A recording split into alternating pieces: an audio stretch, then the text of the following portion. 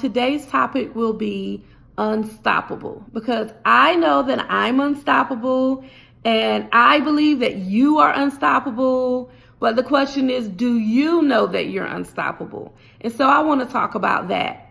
And so I want to start by asking a question.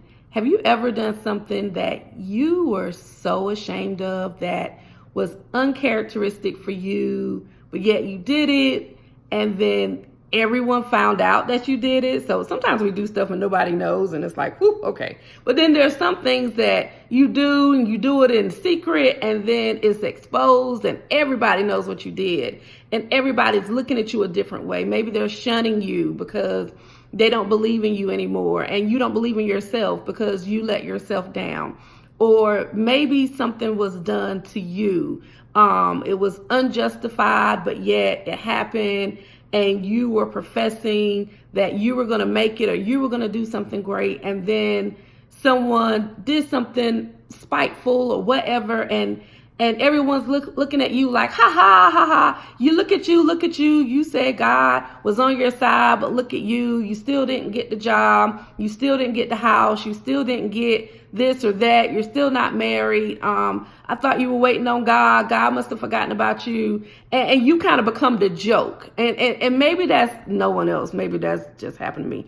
But I've been there and done that, where I felt like, I felt like I let God down, like I let myself down, like I let my family down. One example is my senior year in college, I got pregnant. And my daughter has been the biggest gift and blessing to my life, to my world, to my family. However, when I was going through that pregnancy and I wasn't married, I felt very bad. I felt very low about myself. I knew that my daughter had purpose, even though she wasn't here yet, but I personally felt really bad, and I felt like other people looked at me differently because I got pregnant out of wedlock. It didn't represent anything I stood for. It didn't represent my core belief system and values. Like, I just felt horrible. And it seemed like it was going to be very hard to come back from that, because I kind of hit a rock bottom in that season in my life. And so I walked across the stage kind of wobbly a little bit, my skin had turned, dark, and my hair wouldn't accept a perm, and I looked a hot mess. Let me just say that. And I looked a hot mess, and I felt a hot mess. But I knew that at that time, my purpose was to have my daughter, son or daughter. I didn't know if I was having a boy or girl, but to have my daughter and be the best mom that I could be. But I felt bad about myself, and it's hard to pour into other people when you don't believe in yourself, and you pour all your energy into someone else, but yet very little into yourself. And so I didn't feel unstoppable. I felt like my purpose was to be a mom, and then that was it. And so, over the course of time, I found my way. I picked myself up through the help of God, and I was able to go back and get, another degree, and I became a teacher, and I began to feel like I was unstoppable. But then there was this stigma that was kind of over me, that, oh yeah, that's, Michelle, she did this thing, and of course you go along and do other things. And so anyway, I felt bad. I just felt, has anyone just felt low? So low you didn't even tell people. You put on your face and everybody's like, oh yeah, oh, she's always happy, oh, she always got it together. But secretly, deep down, you're like, man, I messed up. I messed up so bad. I messed up so bad. And so I want to talk about this dude named Paul. And I love Paul. I just love Paul from the Bible. And so I want to read just a little bit of Acts chapter 9, and it talks about Paul and how Paul was Saul, and he had this horrible reputation for killing the Christians, and he was going around and he was trying to get he just did not believe in this Christianity thing. He just was not into it. And so one day he's riding along, and all of a sudden he's kicked off his beast. Maybe I don't have to read it. And he was kicked off his beast. He fell off his beast, so to speak. I'm paraphrasing Bible scholars. And there was this voice, and the voice said, Saul, Saul, why persecutest thou me? And he said, who who art thou, Lord? And the Lord said, I am Jesus, whom thou persecutest. It is hard for thee to kick against the pricks. Like, why are you fighting me, dude? And he, trembling and astonished, said, Lord, what wilt thou have me to do? And so I want to stop right there, because Saul was on this destruction course. He was putting all his energy into it too. And he was on the wrong path. He had right intent, but he was going about it the wrong way. And Jesus kind of stopped him, and he fell to the ground. He fell on the earth. And so sometimes we hit rock bottom, and it takes God to come to us and kind of shake us. What you doing? What are you doing? Like, get up, get up and shake it off and keep going. You are unstoppable. But the one thing that Paul asked was like, well, what is it you would have me to do? And that's something we need to ask. What is our purpose? What is it that God has ordained for us to do? Why are we on this earth? Like, why are we still breathing? Why do we keep waking up every day? There has to be a reason. And it's more to life than getting up, going to work, coming home. And so being unstoppable means that you know what your purpose is. Like, I'm supposed to do that. And maybe you don't know your purpose.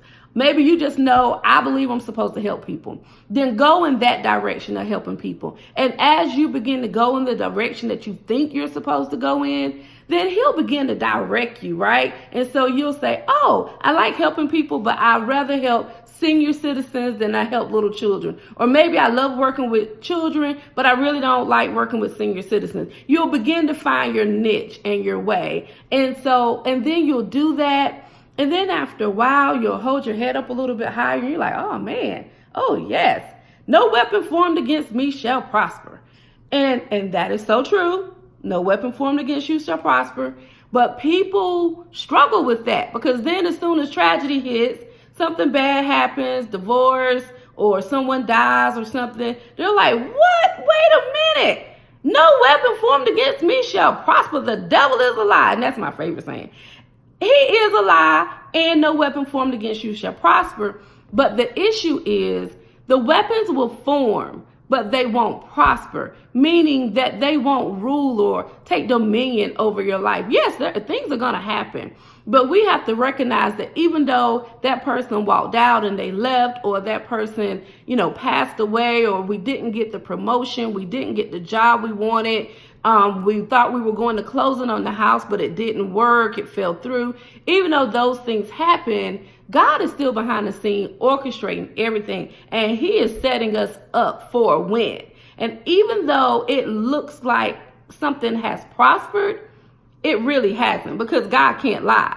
So if it says no weapon formed against us shall prosper, it really can't prosper. So everything that happens, God is using it for our good. And so I wanted to talk about faith, because you have to believe in your heart. I mean, believe, like, despite whatever somebody says, whatever happened, no matter what the circumstance looks like, I believe God. I believe that I am unstoppable. And so I'll give this example of, I worked at this daycare. I worked at this daycare, and I worked with this lady, and she did not believe in God. And she was a director. And I felt in my spirit that I was supposed to get this particular job at Head Start. And I believed so much, I put in my resignation. I put in my 2-week notice, because that's how much faith I had, because I was unstoppable. Okay. And so I prayed and prayed, and I interviewed. I had on the baddest suit you ever want to see. And I know that they were just mesmerized by my articulation and my resume and my this and my that and my degree. And I knew this job was mine. And so I came back and I waited and I didn't hear anything. I said, well, they said they would call. So I called them. I'm sorry, there must have been some mistake, because I know that job was mine. And the lady felt so bad on the other end of the phone. And she was like, ma'am, I'm so sorry, but you didn't get the position. We gave it to somebody else. And I was devastated. I wasn't devastated that I didn't get the job. I was devastated because I just knew I heard God. And I was like, oh my gosh, if I don't know God's voice, then I'm in big trouble. And so I went back to the daycare room, and I was so depressed. I was so hurt. And this one lady came to me, and she wasn't saved. And she said, I really need some money. Can you pray, Miss Michelle, that I get some money? And how many of you know, at your lowest, you don't really feel like praying for somebody else? I mean, maybe I'm just being honest, but I I didn't feel like praying for that lady. I had my own issues. And I said, okay, sure, I'll pray. And the Lord led me to put my hand all in her pocketbook, and I'm praying in her pocketbook. And I'm like, wow, the other lady that was in there, she wasn't saved either. She got so excited. She said, well, I need some money too. I said, okay. The Lord said, anoint her wallet. I said, oh, here we go. And I was a little bit like Jonah, because I said, oh boy, he getting ready to show up and show out in their lives. God is getting ready to bless them. And I was like, well, what about me? So I prayed for the lady. They came back the next day. Miss Michelle, look. I got $100 and this person never give any money. And then the other girl was like, I got $50. Look, you prayed for me and look what God did. God is good. God is good. And I'm like, okay, God, what about me? I'm unstoppable. No weapon formed against me shall prosper. I'm praying for people, laying on hands. They getting blessed. And I'm like, Lord, okay, Lord, where's my job? And so sure enough, I got a phone call. And the lady said, ma'am, she was so excited, the job is yours. And I said, the job is mine. I said, okay. So I went to my director, the one that didn't believe in God. And I said, ma'am, I got the job. She said, you got the job? But I thought you were denied. I said, I was. I said, but something happened. God did it. I got the job. And so the lady said, oh, well, when are you going to put in your notice? When will you be leaving? I said, oh, the job starts Monday. It was Friday. And she said, you can't just leave like that without a notice. I said, well, didn't I give you a notice? Yes, but you didn't get the job. I said, but did I take it back? She said, no. I said, well, then that's your 2-week notice. And sure enough, I went on and I got that job and I loved that job and I worked that job for 2 years. What I'm saying is that it's not what it looks like. It looked like the weapon formed against me prospered because I said that I was going to get the job and the job was given to somebody else. It looked like the enemy won and I lost. But yet, I didn't lose. God knew he had something for me. He knew that it was mine and it built my faith. What I want you to know is no matter how bad it looks.